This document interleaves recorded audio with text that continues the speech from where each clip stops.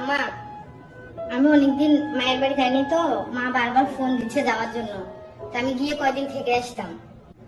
এত বাপের বাড়ি যায় কি করো? বিয়ের পর এত বাপের বাড়ি যায়, বিয়ের পর শ্বশুর বাড়িতে থাকতে হয়। আর মায়ের ঘরে কি, মায়েরা তো এমন ফোন করে ডাকবে, মায়েরা ডাকলে যাইতে হবে অত বাপের বাড়ি? অত যাইতে হবে না বাপের বাড়ি। যাও কাজ করো, চা দিও এক কাপ। আচ্ছা ঠিক আছে। হ্যাঁ ময়না, হ্যাঁ মা, বাচ্চা কাচ্চা তো স্কুল বন্ধ হয়েছে, আয় আসি কয়দিন থাকি যা। আম্মা আপনার সাথে কথা বলতেছেন নাকি? হ্যাঁ দেন তো একটু আমি কথা বলি। হ্যালো আপা। হ্যাঁ আম্মা নাকি আপনাকে আসতে বলতেছে।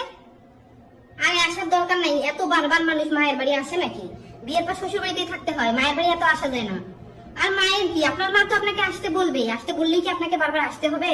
বিয়ের পর শ্বশুর বাড়িতে থাকতে হয়, আপনি আসেন না, শ্বশুর বাড়িতেই থাকেন। নেন আম্মা। কি ব্যাপার বৌমা, তুমি আমার মেয়েকে আসতে মানা করলা কেন? আপনি তো সেদিন আমাকে বললেন বিয়ের পর শ্বশুর বাড়িতে থাকতে হয়, অত মায়ের বাড়ি যেতে হয় না। তাহলে নিয়ম কি শুধু বউয়ের ক্ষেত্রে?